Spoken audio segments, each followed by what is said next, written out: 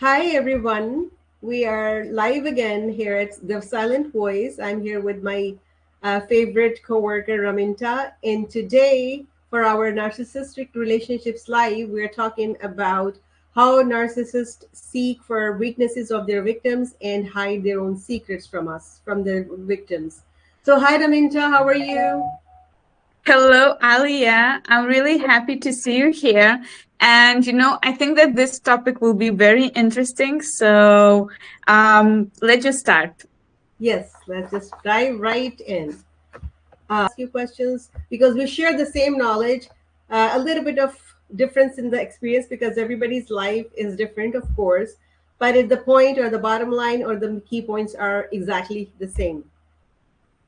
This is one of my favorite topic when we are talking about narcissism, because every time when my clients or someone is asking how to recognize if Mhm. the person is narcissistic or he is manipulating with me, I think this topic is the number one Yes, because you need to check like if yes, he's using some your vulnerabilities against you, then it's like it's clear. It's like a definition.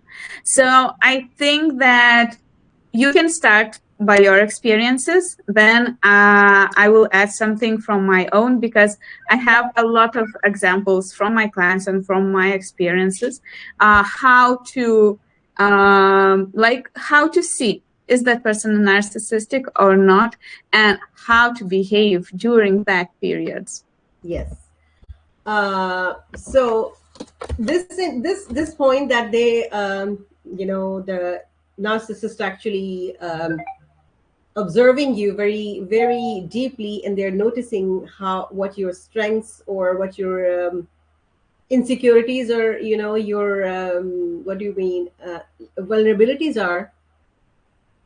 It was very insidious to me, meaning that I never noticed that he used manipulative and secretive strategic skills in order to ask probing questions from me to gather his information about what is missing in my life, what is not so good in my life, what I'm vulnerable about, or what my weaknesses, right? Which everybody has some kind of weakness in life. It's not something that I was the only one who was having that. But since he's a narcissist, he is not he is not an empathetic person. He was secretly noticing them and using that information at a later time during the conversation when we are talking in general, and he brings that up suddenly to you and you are shocked, like, what is this, what is going on, what is the point here, why did it suddenly come back to us, why this, how did he turn everything upon me, just based upon some kind of thing that we were talking about in the past, which is totally unrelated to this. And you notice this over time they keep doing that, and you start feeling that this person is not, he does not love you, or he is not sincere with you. He is holding some kind of secret inside him that he doesn't want to share, but yes, he wants us to share everything, every little detail with us. And sometimes I noticed that sometimes he used to listen to my conversations with my family or my friends secretively, and I noticed him do that, but he thought I was not noticing, but actually he was doing that. That was very disturbing. uh, that was disturbing for me because it made me realize that he does not trust me.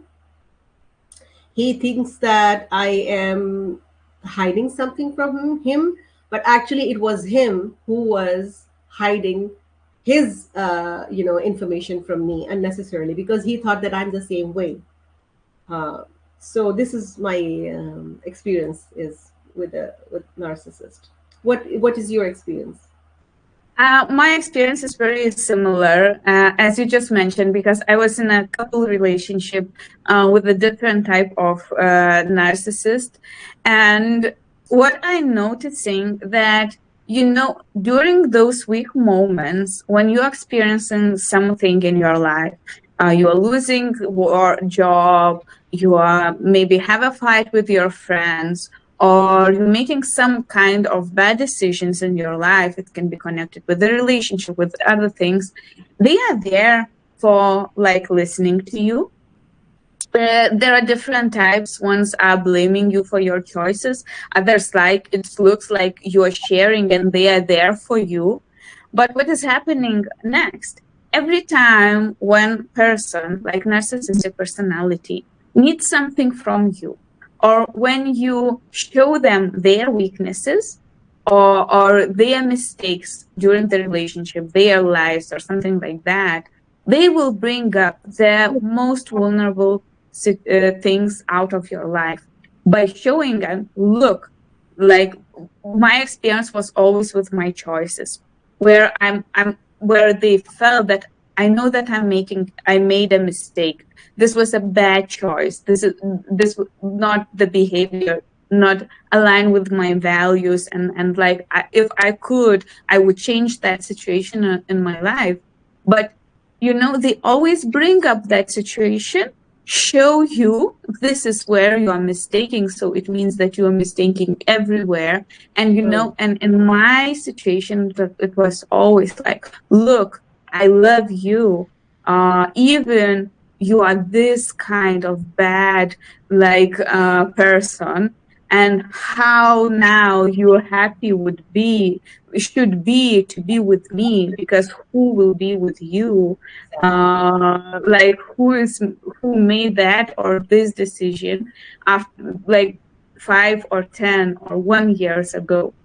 Yes. So this was my experience, and it was very, very painful. Every time it was very, very painful, because you are choosing to share the most vulnerable situations with a person that is near to you, that you think that you can trust, and he's using this against you to destroy you. And then you are like, in a lot of shame, in a lot of guilt, in a lot of fear that truly no one could love me because of my decision, because of my choice. And just after long therapy, I could start a new relationship after these kind of experiences, because my self-esteem, because of this, how they are using your weaknesses, was destroyed so much that I was not able never talk about my experiences, my choices. I was thinking that only I'm the only one who's making mistakes in life. Exactly, exactly. And one another interesting that thing is that, which is, which I call record keeping, that actually they mentally note is sometimes some malignant narcissists even go to that extent to document your weaknesses or your weak points or your the mistakes, the stuff, just like you said, the wrong choices. They document that, and then they use, then they use, because they have exactly the date and time. Remember, they have that mental note, and they are very keen on bringing that in for future control or future manipulation or for future, like, so that you can start depending on them. Look, you cannot do that again, and I'm the one who is taking care of everything, because you are good for nothing. You are not able to, you're not capable to handle everything, because you're not a trustworthy person. I cannot trust you. I'm the only one who is taking care of this marriage or this relationship, because I'm the one who's always right. This is what they imply. I'm the one who's always right.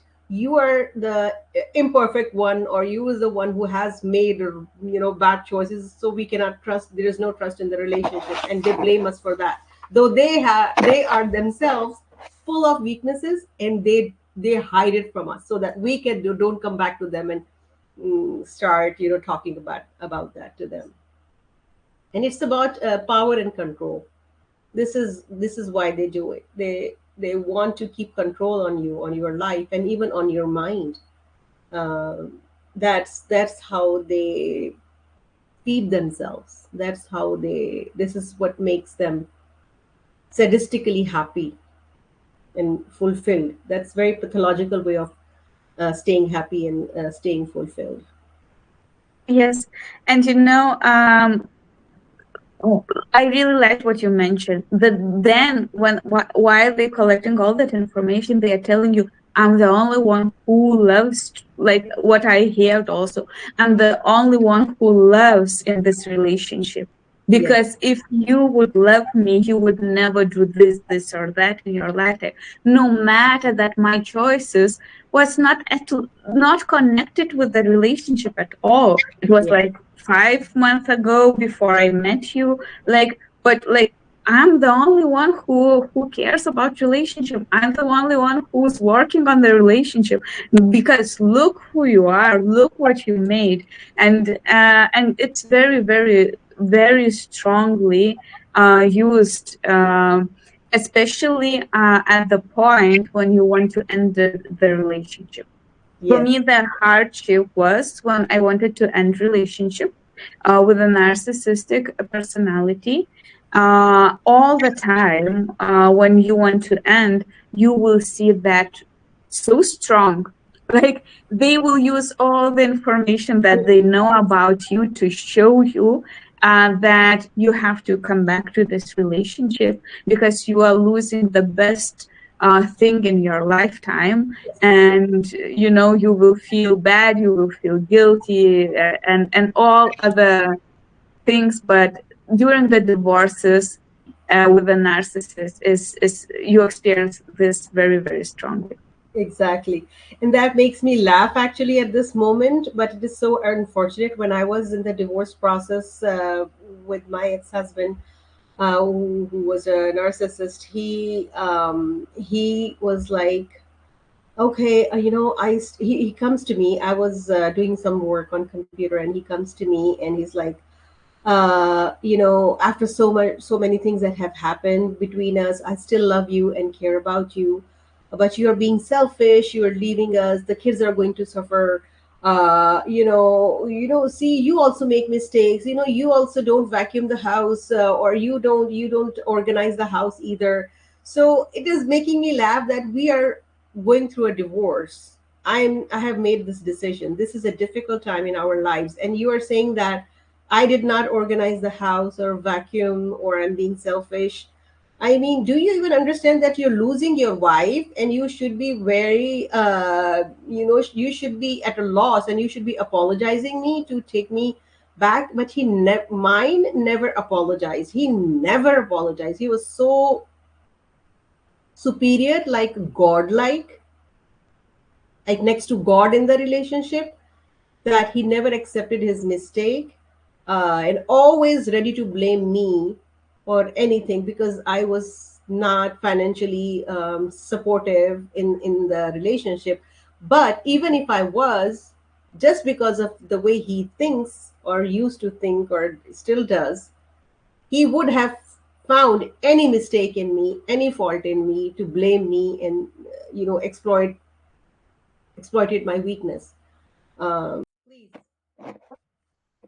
So, what you just mentioned was very important also because it was very similar, a lot of similar situations.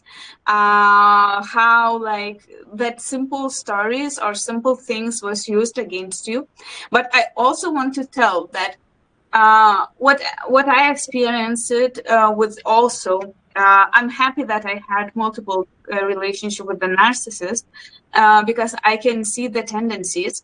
Also, they are using your friends or your family members and using them and their weaknesses against you too. Mm-hmm. Like, look, your mother is behaving like this and you are just like her, who you want to be, and you are like psycho or something like that, or unstable. Mm-hmm. So, and maybe there is your friend, or maybe there is your sibling. This is also what is used against you. When you tell, for example, I don't like this kind of behavior of my friend, or this kind of behavior of my sibling. I think that this is not the right thing, the way they are behaving with kids and all that. All these things also will be used against you to isolate you, but Hmm. they will never share or never show, for example, not their own weaknesses, but also weaknesses of people who are around them, because Mhm. they want also everybody with who they are connected are just excellent. Yes, exactly, exactly. And this kind of thing sometimes made me feel that like I was always thinking like, what bad did I do to him to deserve what he's doing to me? How am I, responsible and at fault for all these things? Am I his enemy or something? I'm trying to, stay in the marriage. I want to be happy in this marriage. I want to work on this marriage. And why is he, treating me like I'm the bad one in this relationship, and I don't want to be here? So actually he had the same feelings. Actually, originally he was the one who was not sincere. He was the one who wanted to be, insincere one, but he projected it on me before I could say it back to him. So that before I could challenge him that you are the one, he projected it on me, so that I could not do that. I will be like taken aback. Oh my God, no, I'm not. What are you talking about?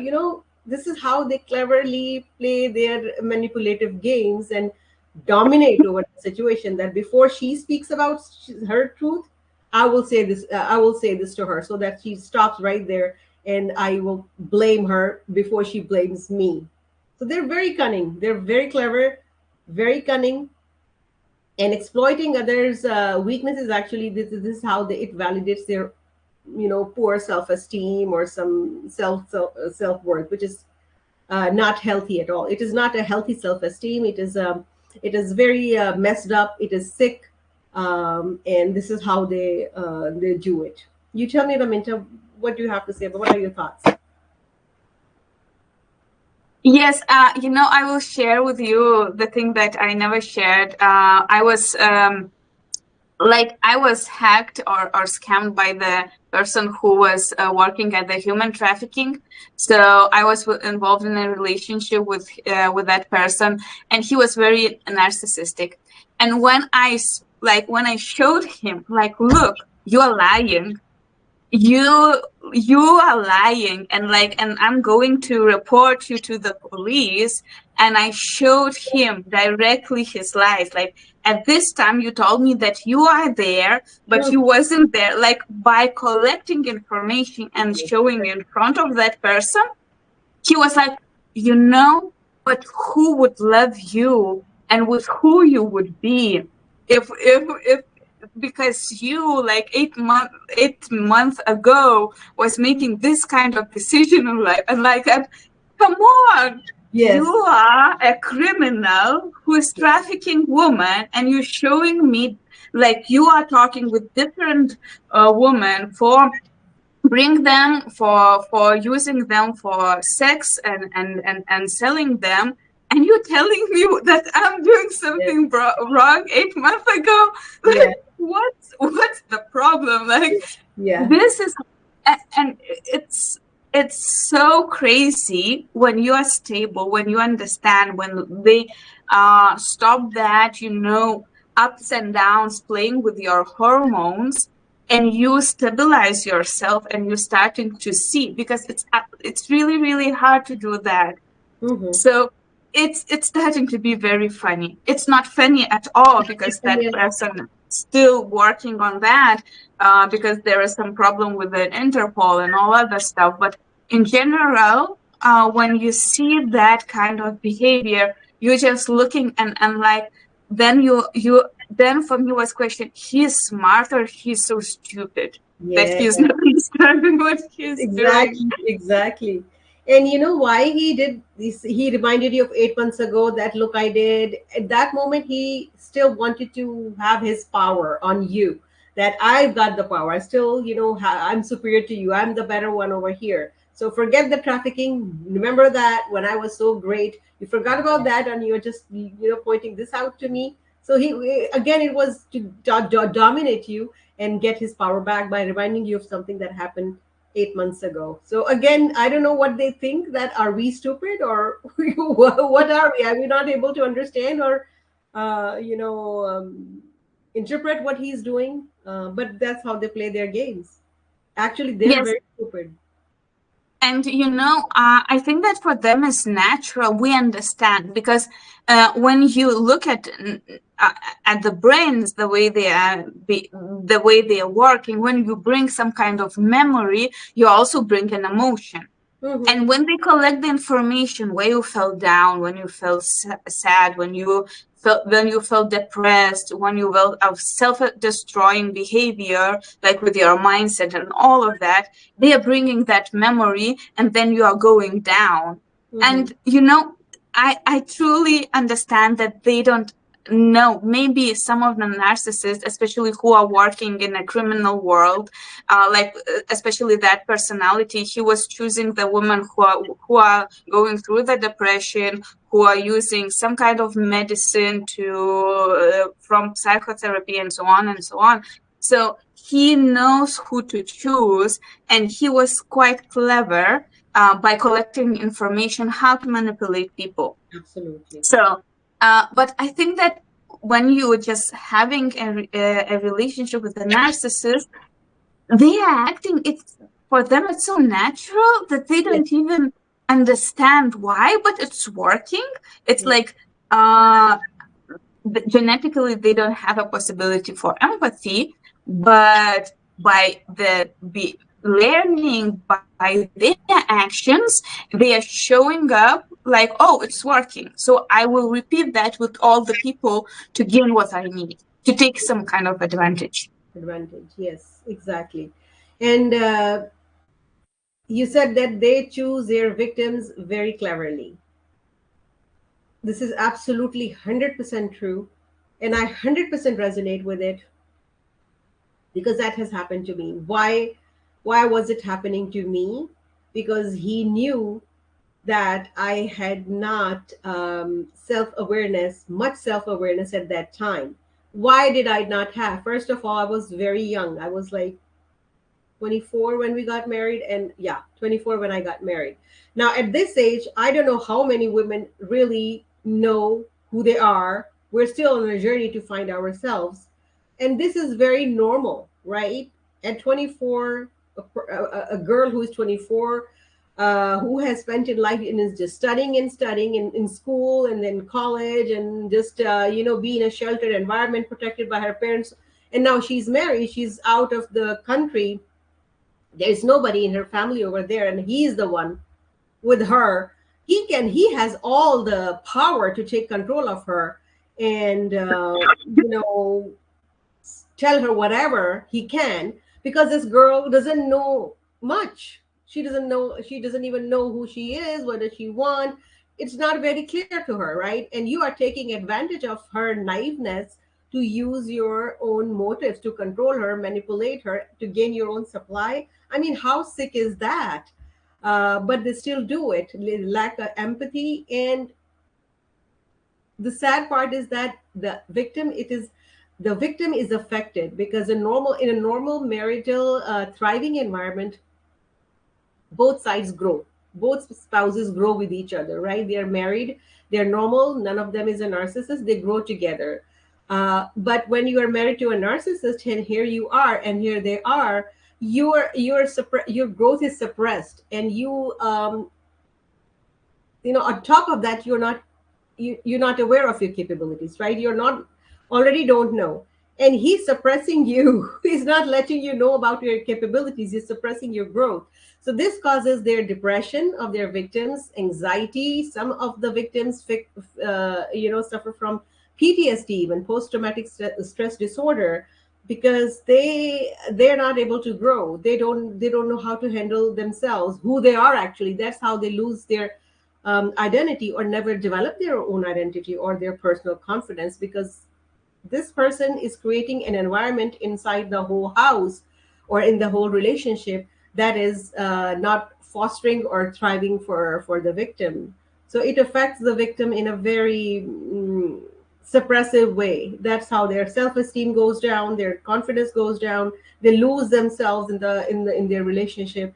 And since they don't know themselves, they don't know what to do about it and how to put boundaries. and that actually affects them even more. So yeah, this is something that happens, that happened to me. Yes, you shared that you started relationship when you was 24. With my ex-husband, I started relationship when I was 16 years old. So I was teenager. And from the first meeting, the abuse against the intimacy was used. So Mhm. you can imagine how much I was destroyed at such a young age Yeah. when I was like thinking by that personality that if you are in a relationship, you're supposed to have intimacy, and it was so strongly from him that it stuck in my head from the beginning. No matter how much I tried to push boundaries, it always was on me. So usually the long-term relationship, long-term marriages are starting at a very young age when, as you mentioned, you are not self-aware. You're just learning about your body. You're just learning how everything is changing, how you are experiencing all. And especially if you have around you in the environment some adult who don't agree with the boundaries, like not to touch me, not to kiss me, not to hug me when I don't want to, it makes even more influence. And then you think that this is the right behavior and this is how I'm supposed to act because I'm in a relationship. Right, exactly.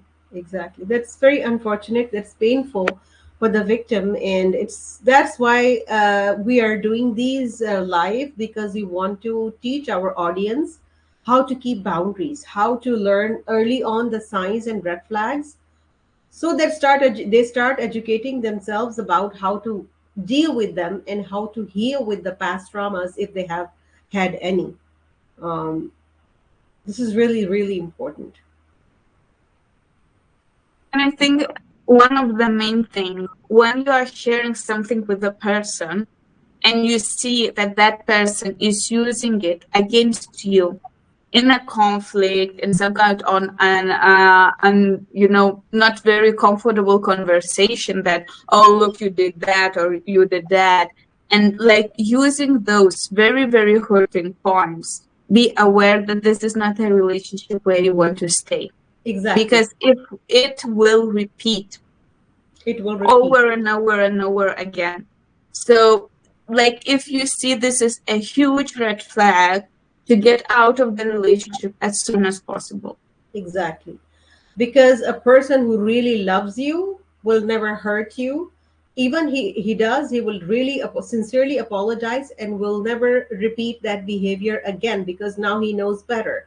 But if he does not show any signs of any remorse or apologetic behavior, and he's repeating that over and over again, it means that it's time to reconsider your relationship, and maybe consider, detaching from that for good, for your own mental and emotional being, because you don't deserve to be damaged or hurt over and over again by someone who does not really love or care about you. You don't deserve that. You deserve better.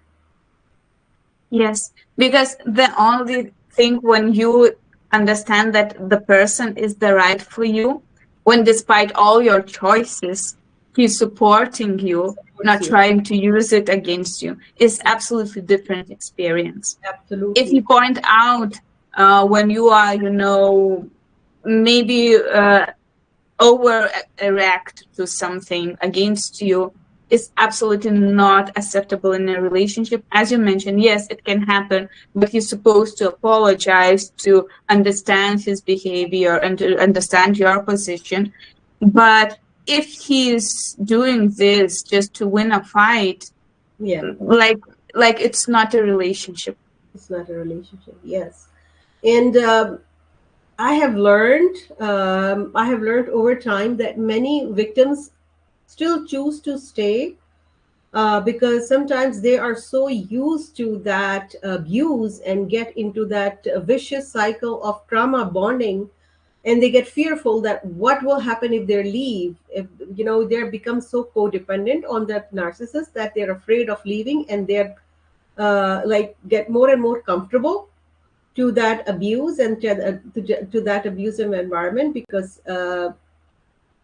ironically they start feeling that it's safe to be in the relationship rather getting out of it. And god knows what will happen outside. At least I'm here, I'm married to this person, and at least I have somebody, right? But in the long run, if you're thinking like that, if somebody's thinking like that, it is totally you are totally damaging yourself.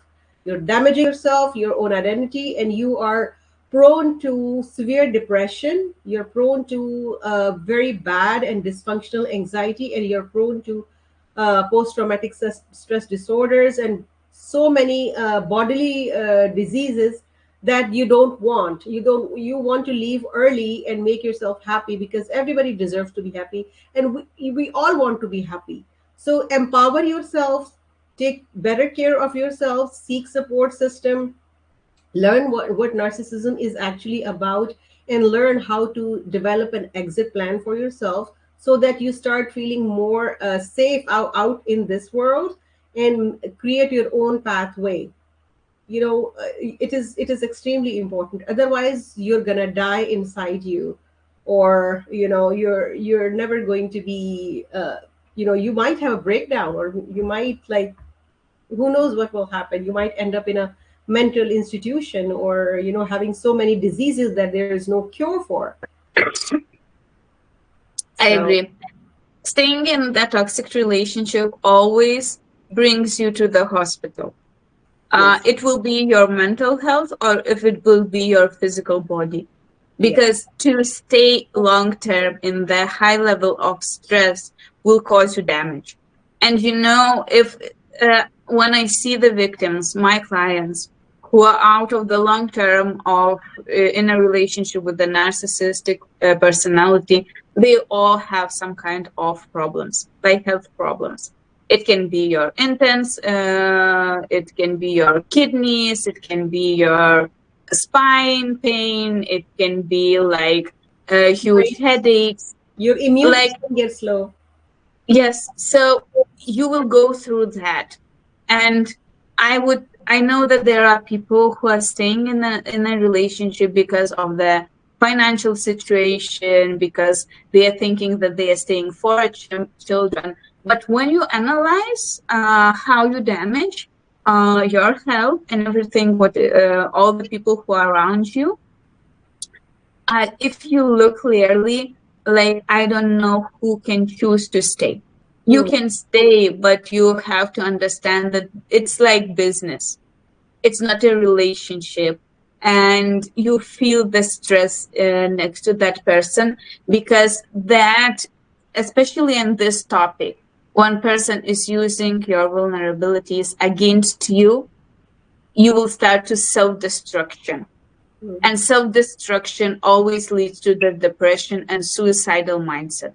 Absolutely. Yes, It some does. people are stronger and they will live with that longer period of time, but at the end, you will end with the same. But 100%. you will end with the same like end. 100%. I totally agree with you. And another important point I want to make here, that actually there can be a silver lining. I mean, I'm an example, Raminta an example. There can be a silver lining to all who have experienced and seen and endured all that pain, because it can really be turned into a power. When you actually get out of it, you learn so much about yourself. You become so much aware of yourself, because you're forced to learn about your, if you want to be happy and if you want to live, you are forced to learn about what really life is about, what you are about, why are you in this world, what is your purpose. You're forced to learn about yourself, and you're forced to empower yourself, because you said no to abuse, you said no to all that narcissistic traits. So it again, it is and there's a silver lining to it, because if it was a normal typical relationship, you might not have gotten that power in yourselves. So look at it from this point of view. Empower yourself to get out of it and make that power as a vehicle of your forward moving your you move forward with your life. So this is something I always talk about, that growth that comes with this pain, a result of this pain that we learn. We force ourselves, or we are pushed to learn. Actually, we are pushed by the universe to learn about personal growth and whatnot. It is actually a blessing. So Yes. yeah, this is a very um, different thing to talk about, but I will say that whatever happens, there is a good side to it, and that is possible to come out of it victorious and come out of it unbroken, or there is possibility that you can heal, you can become whole again, you can become happier again, you can become more powerful. Of there. And narcissist personality will do everything to make you feel ashamed of your choices. So don't give that power to them.